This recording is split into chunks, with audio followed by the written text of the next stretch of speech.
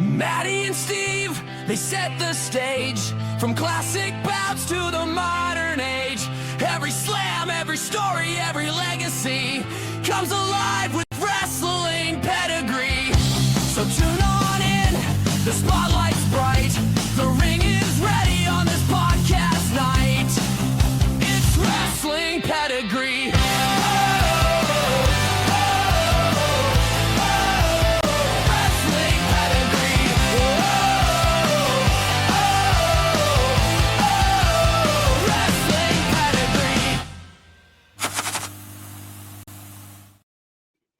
What's up, everybody, and welcome to a special episode of Wrestling Pedigree. I'm your host, Matty, and with me today I have a very special guest, a good old dear friend, Mr. Elite, I call him, Gary Joe, the founder of FTR, Follow the Revolution. How are you, sir?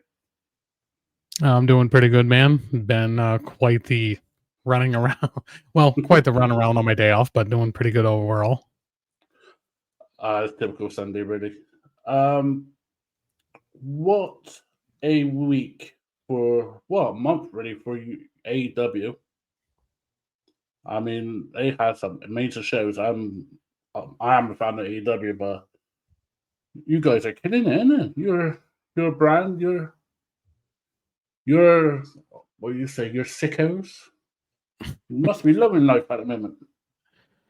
Yeah, right now it just feels like AEW is just on this upward trend. People are gonna just say ratings and attendance matter. No, I think it's just if AEW continues doing their own thing that they have been doing all year, like in 2024, like the last month, I remember, that new streaming rights deal and the just everything that they got handed to them from Warner Brothers Discovery. I'm like, yeah, man, you gotta make sure that you hit a home run. Now this is time, and yeah, they have been terrific all year.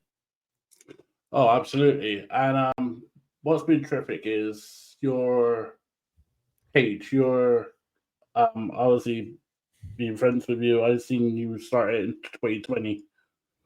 It was Honor the Elite, and now it's the FTR. Which I was going to put a title as Wrestling Pedigree FTR, but I thought I would get too much hit for the wrong reason. For the Revolution. What made you start off this? I call this a really, really good page because it's so positive. There's no hate, and when there is hate, you kick them out so quick. What made you come up with the idea, and how you find it in the process since you started in 2020? Yeah, so how this started in 2020 was actually a fun story. I was watching AEW Dark, and I remember I was glancing on his page. I think it's called Wrestling Fans or something. And now it's actually one of my good friends, Vicky. She was getting attacked. Like, if you support AEW, this is gonna happen. Yada yada yada. Even brought her mother into this. Mind you, her mother has passed away. Before I met her, so I'm like, damn, dude. So I'm like, okay, now I want to create a page for something for fun. I did not expect something to come out of this after 5 years. It's been a great dream, man. I've interviewed some great independent talent during the pandemic. I even, Spencer Slade, Karma Dean, a promoter for a wrestling company down in Florida, Alex Red, Chandler Hopkins a couple times. Fun fact, that is the boyfriend of Red Velvet. So there you go. So that's really, really cool. And now I have a collaboration right now with a band that I freaking love. We're doing really, really good things right now. And yeah, dude, when I started this, again, it was for fun. And now I have so many people flooding my inbox how much they like the positivity that I bring to AEW. Yes, I do remove somebody fairly quickly if they're stirring crap, but I try to make it positive. I don't mean to reply back to these people that are leaving negative comments. I'm like, dude, you're coming on the wrong page. Yeah. One of my favorite things, man, besides the collaboration with the band, I like the collaborations that I've had since, and Shout out to Jeff, by the way. I'm sure you'll watch this at some point. You know, the collaborations with the predictions group to this amazing UK podcast that we have a working relationship with. Really, really like Adam and Dave for what they do for me over there. Did stuff for Drew G Radio for a while. A lot of good things coming out of this. So, Oh, absolutely. Yeah, it's crazy how things are progressing, man. What do you want? What's your plan for the next years? Are you just winging it, or is there any goals that you guys want to do? So I actually have my fingers crossed. Within 1 year, I am hoping that I get to join a AEW media scrum. I have sent out multiple requests. I might be going to Full Gear. That's really, really into a consideration. Now, I did put my request in for that, so hopefully it works out. And Maddie, I can show you a message that I got as well from Mikey Ruckus, which is AEW's music producer, that he wants me to help him. So I'm hoping my success is bigger than it is now. I feel like when you do this for 5 years, man, you just don't want to stop. It's an addiction that's healthy, and you love what you do. So yeah, I'm hoping bigger things will come my way within a year. So one of the main reasons I created Wrestling Pedigree was a positive outlook, and I will totally admit, obviously, me and you knowing each other for so long, I took inspiration from your page. I appreciate that, man. I want it to be positive. I want to have no tribalism, no bullshit, anything like that. I literally just want it to be positive on any promotion.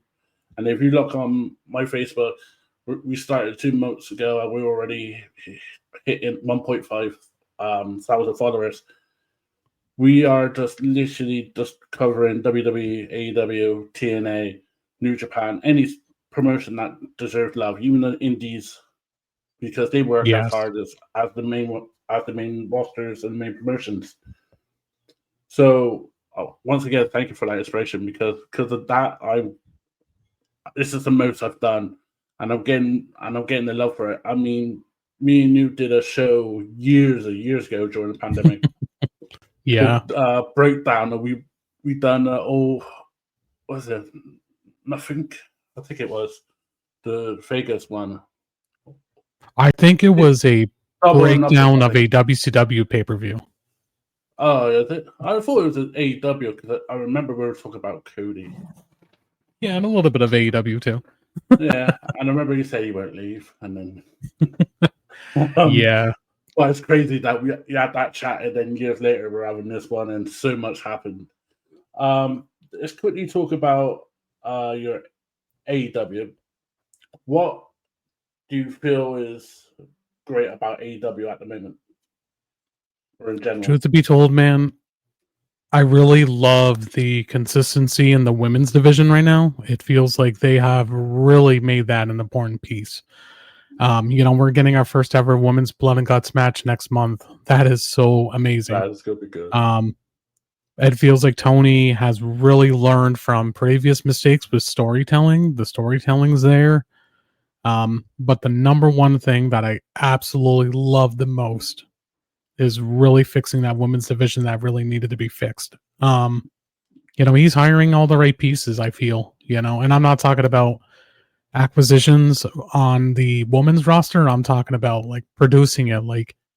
People can say what they want about Mercedes Moné, but when you brought Mercedes in, you brought in a writer that has experience in the women's division, and that's Jennifer Pepperman. So I think that's a win-win for AEW right there.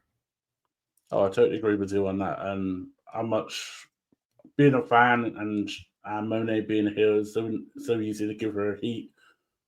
But I'm loving to a point of the title belt collector, as I go to Rev Pro a lot, which is one of the titles she holds of the women's division.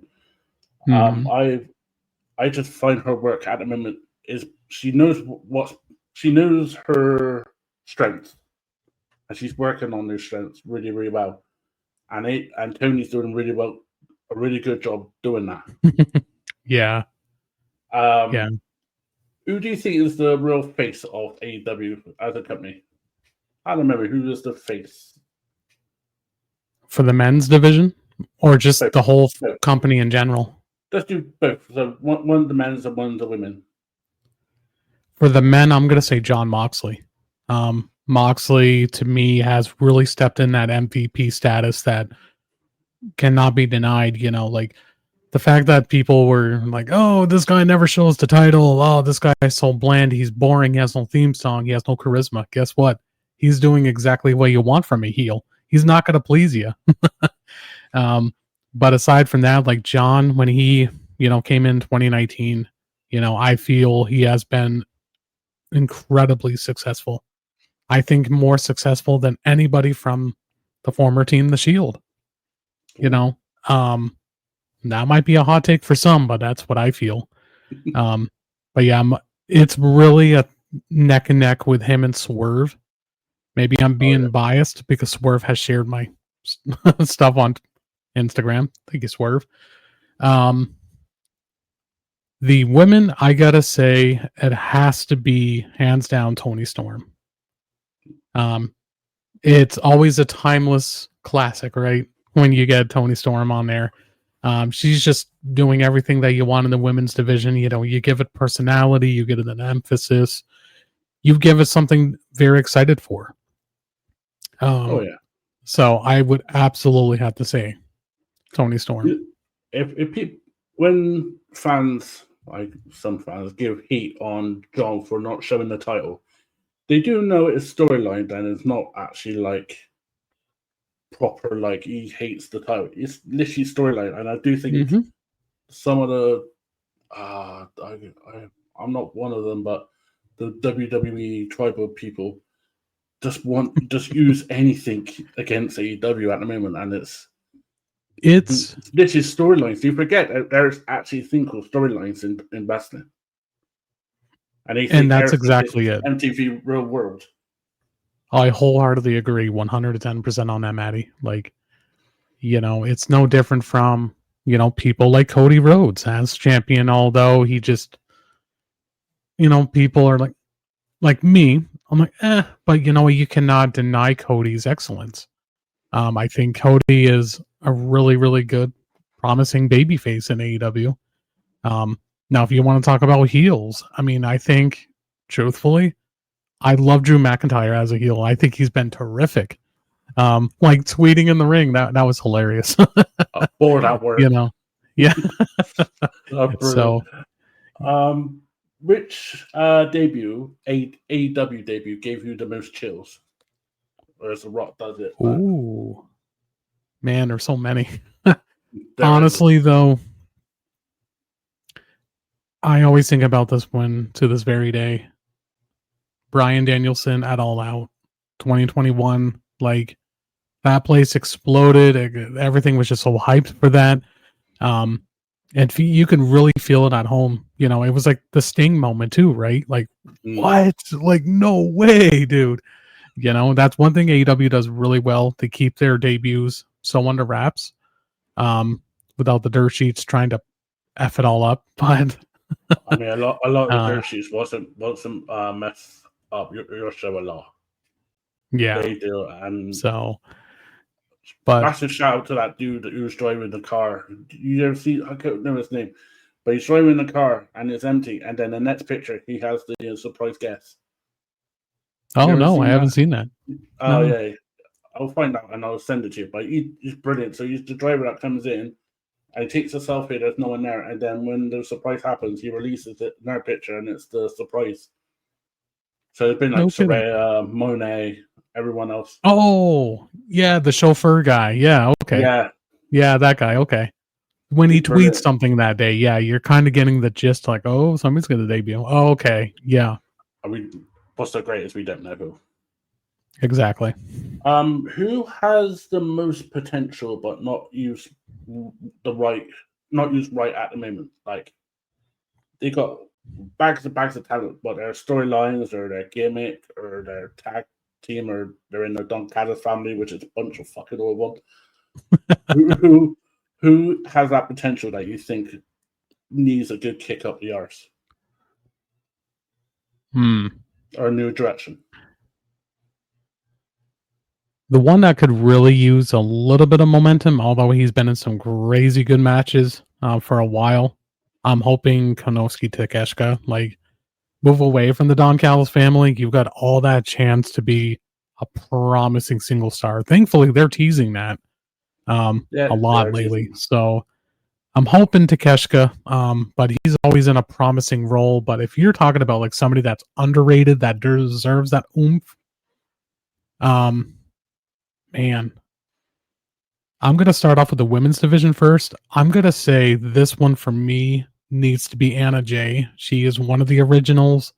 She is always in a good spot, but now that the women tag team titles are in the mix, hopefully there will be something for Anna. But for the men, dude, oh man. It's hard to choose, isn't it? Well, before he got injured, I was really hoping something for Brian Cage too. I think he has the potential of being something great. He's with AEW for the next 6 years, man. So I'm hoping they do something with him once he returns from his injury. So yeah, it would have to be Brian Cage for me. That is a really good shout. Really, really good shout. For me, even though he's a tag team champion at the moment, I want Brody King to go up more. Oh, yeah, I love Brody. I love him as I love the tag team he has at the moment, but I feel he needs just to, in the next 3 months, just go a different direction. Even if they still tag team, just go on a quick single run and just aim for that title shot. Because he will be brilliant as a singles champion. Maybe he'll be in the C2. Oh, that'd be good. That's going to be announced, I would assume, very soon. Well, I'm looking forward to All-In next year again in Wembley. This will be my third All-In. Shh. I couldn't get to Texas this year, so. Talking of pay-per-views, what is your favorite AEW pay-per-view of all time? I mean, there's 6 years to look out. I think All Out 2021. You had everything that you ever wanted on that card. You had probably, to me, one of the best tag team championship matches with the Lucha Bros and the Bucks. You had the debuts of Bryan Danielson and Adam Cole, back to back. It was just perfect. You had, although I can't stand the Pepsi can guy, but him and his match with Darby, I thought it was good too. So, yep. As a proper loyal AEW supporter fan, what is your intake on the 7 hours pay-per-view? I think it can be a little excessive sometimes. But I will say, when you are watching that long of a pay-per-view, you better deliver. Because if not, Tony, you gotta trim it down a lot, man. But there's one thing that I don't mind about it, to be honest with you. You're including much people on that roster as you can that is not featured on that television time. So, but when All In was over 7 hours, oh yeah, I will say, like the last. Well, no, I can't say the last 2 hours because the main event was one of the best. It dragged out a little bit at times, but I can see what Tony was doing. But yeah, I mean, if they can keep it like 4 hours, 4.5, fine, but don't do 7 hours again. That's a little much. I agree on that. That's including the kickoff show also. Which AEW wrestler do you think is the most underrated then? The most underrated? Most underrated. So, think of this might sound crazy, Ooh. because he's way over with the crowd at all times. But that is MJF. It feels like this year, there's not much of a hit with MJF. I don't know what's going on with that. Hopefully in 2026 there's a more promising role for MJF. Yeah, I think he's just a little underrated at the moment. I don't know what it is. Do you think he's peaked, or there's still more to come?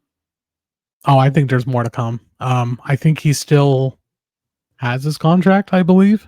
Yes. So, yeah, I think he can maybe cash in at World's End, start out the new year interesting. So, 2 more questions. Best AEW theme. I love so many. Mine's Tarzan Boy. I'm sorry. What is it? Oh, Tarzan Boy. Boy.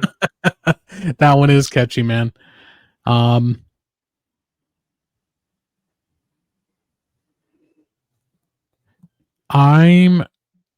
gonna go with Swerves. His is very, very catchy.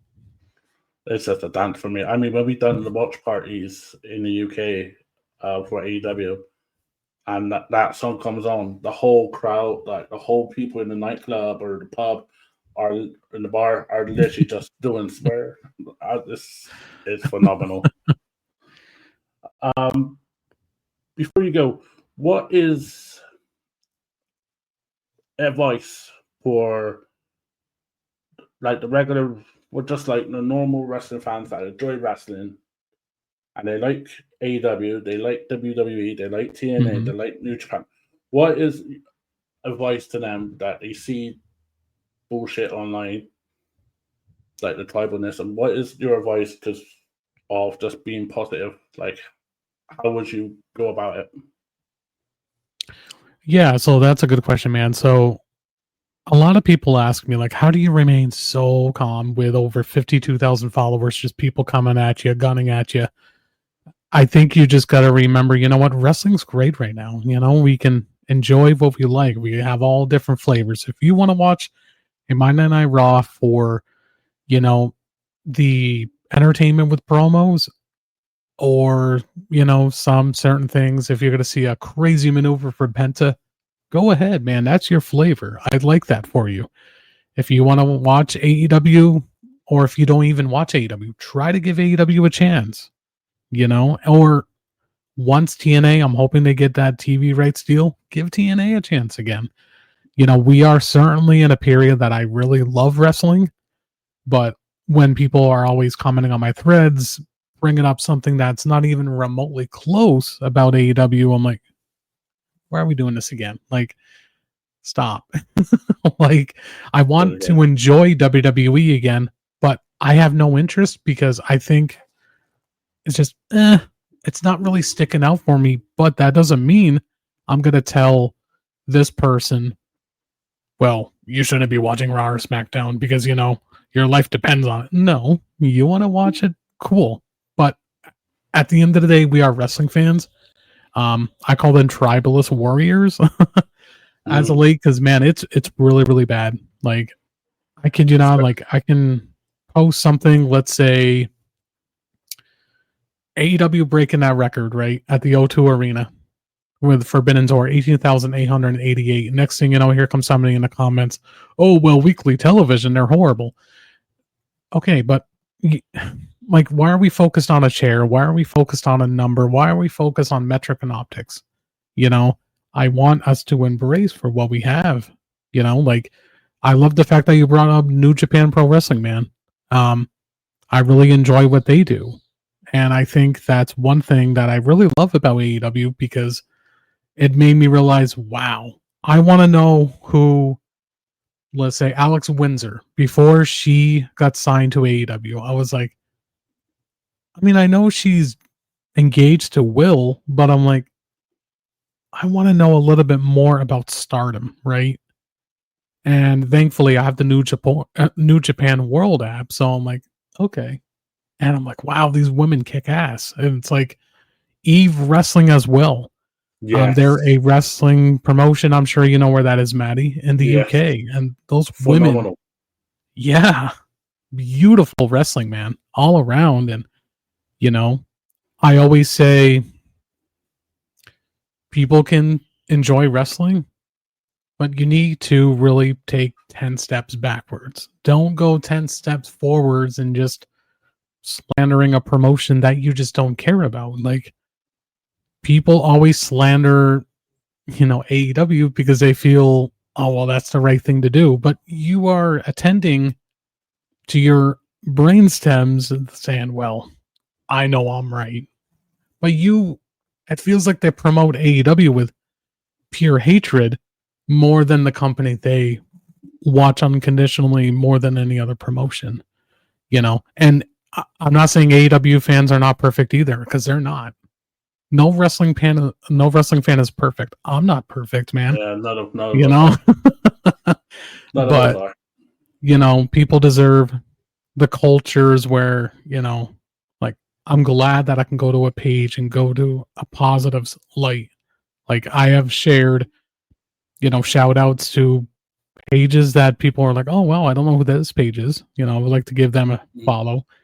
Send me a link, Maddie. I will share your page too, man. Like, anything to spread the love, Yeah, so much. That's how wrestling fans can embrace the wrestling that's happening.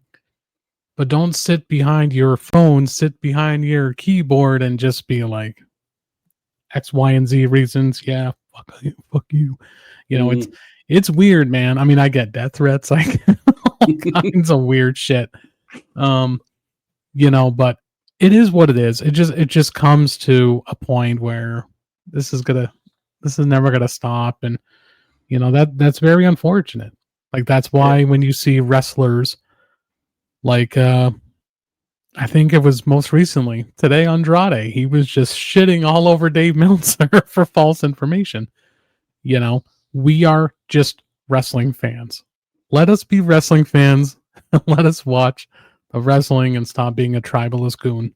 So, and I think you could tell in my page, Maddie, I never post something where WWE Raw, yeah, here's what I thought. It was a shit show. No, I don't post that on my page because people don't deserve to hear that.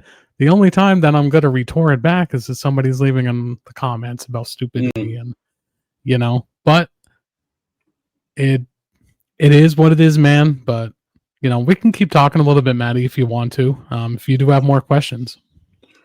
With the, like, obviously with the hate and all that stuff, what is your take on the counter pay-per-views that WWE do with AEW?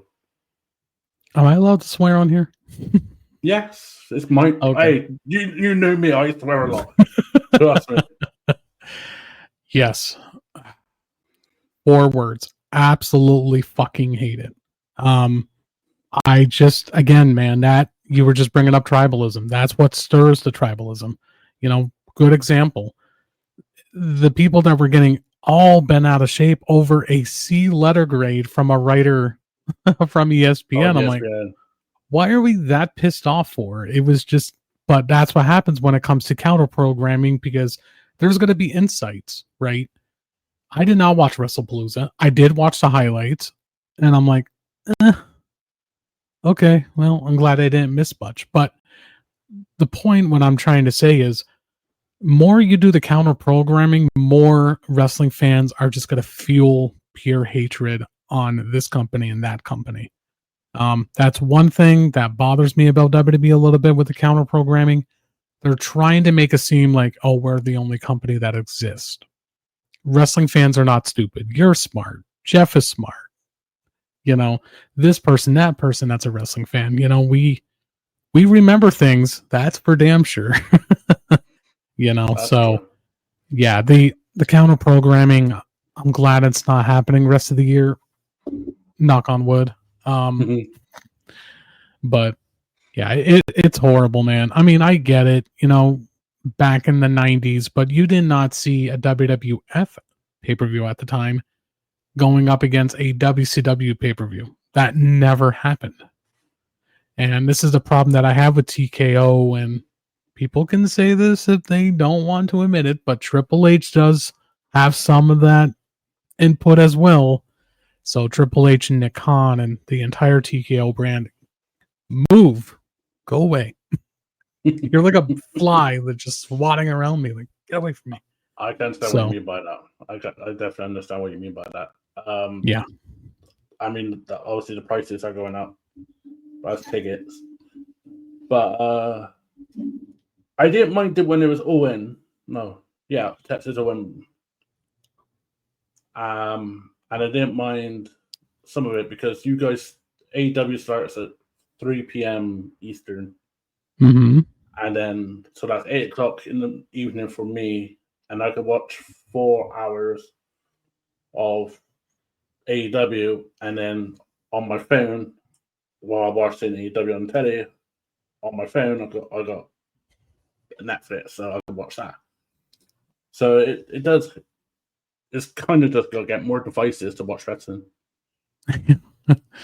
Yeah, that is true. And I do like the earlier start times too, and Tony's really considering that. And I like that because he's thinking about you guys in the UK, Yeah, where it's convenient for you. I mean, next year, I think last year when I went last year, it started at 4 o'clock our time, and it didn't finish it till 11.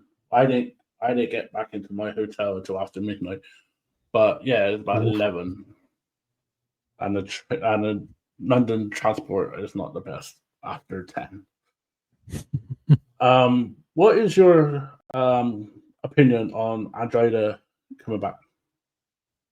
I'm not a fan of it right now. Well, that's surprising. I mean, I don't have an issue with him. I think it's just because I kind of like the flow of AEW just signing not former WWE talent. But yeah, I just don't know how I feel about it at the moment. If I'm gonna rate it 1 out of 10 for my happiness, oh, I'm so happy that he's back, I give it like a 6.5, maybe a 7. And it's not like he left on bad terms. Like the first thing that replays in my head though is the incident that he had with Sammy Guevara. So, yeah, we shall see. Do you, couple quick more. Do you think if the rumors are true, and this is dirt sheets, but the rumors are true that he's filled numerous wellness violations, does that not worry you for when he just comes into AEW and might just do exactly what he did in WWE? And that's why I'm cautious to the win with Andrade. Now let's say if that was not true, because dirt sheets think they know everything, but it feels like the fans know more than the dirt sheets. So, yeah, man, that's where I am pausing myself. Like he leaves WWE, he debuts with AEW, he leaves AEW, then he goes back to WWE, now he returns. It's weird. It's like a game of yo-yo. I compared it on Roundtable. I compared it as him getting, it's like X that you keep going to when you're bored. I mean, like thankfully I didn't go back to my ex. One last quick question. Unsigned indie wrestler on your side of the pond or my side of the pond. Who do you want AEW to sign? Man, this one I love, Maddie. He has been so damn good. Give me Luke Jacobs any day of the week. Yeah. Luke is just so good, man. Kenji is another one that's really catching my eye. I love her.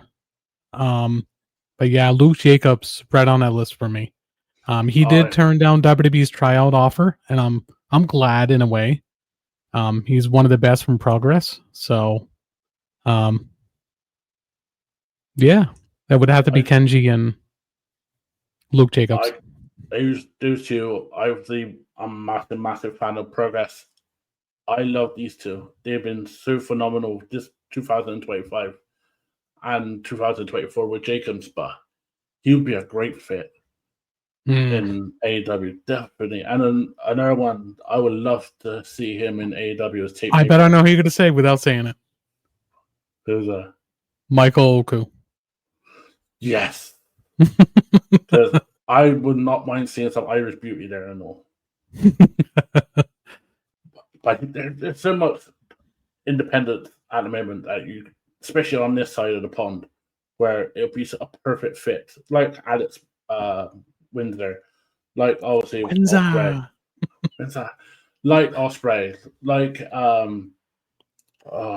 Oku that's showing up on Ring of Honor. It's just there's so much talent there that you could be such a perfect fit for AEW, and when they do the tryouts there, I hope they see him. I mean, they are going to Manchester, England here in the next 2 months. So I'm going to that, and I'm going to Cardiff. Shut up.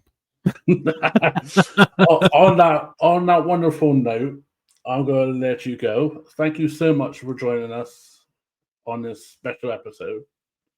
It's so awesome to have you on, Gary. And I wish you the best for FTR and you and the band. I hope you do really, really well. And hopefully in the next couple of months, we'll have a catch-up episode. Count me in, man. And is this going to go on YouTube or just Facebook? I'll be YouTube and Facebook and all podcast outlets. Okay, cool. So I actually have quite a few outlets, like Instagram, here, TikTok. Where can they find you? Oh, well, you guys can certainly find me on TikTok. Facebook is my number one destination. Most recently, got things up and going on Instagram, YouTube as well. I'm very happy for the 2-year anniversary coming up for my All Elite Women's Squared Circle. Very, very happy for them. But yeah, that's where you guys can find me. If you guys are going to be in Chicago on the November 4th, you can see me in the Pretty Wild. Yes, love these girls so much. Going to be doing that.